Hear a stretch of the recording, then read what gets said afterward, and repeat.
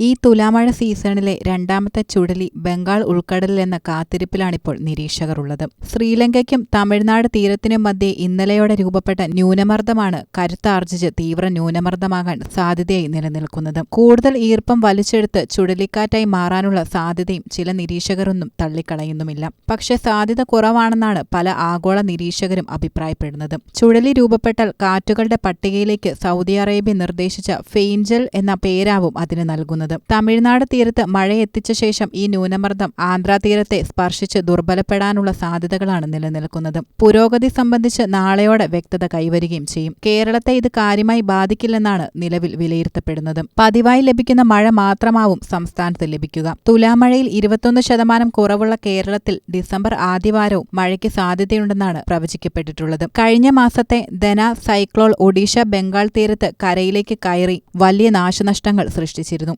രാത്രിയിൽ കുറഞ്ഞ താപം കണ്ണൂരിൽ 22.9 രേഖപ്പെടുത്തിയതോടെ കേരളത്തിൽ പലയിടത്തും നേരിയ തണുപ്പും വൃശ്ചിക മൂടലും അനുഭവപ്പെടുന്നുമുണ്ട്. പുനലൂരിൽ 23 ഡിഗ്രിയാണ് നിലനിൽക്കുന്നത്. എന്നാൽ പകൽ താപനില പതിവിലും 3 ഡിഗ്രി വരെ കൂടുതലായിരിക്കുമെന്നും കാലാവസ്ഥാ കേന്ദ്രം അറിയിക്കുകയും ചെയ്തിട്ടുണ്ട്.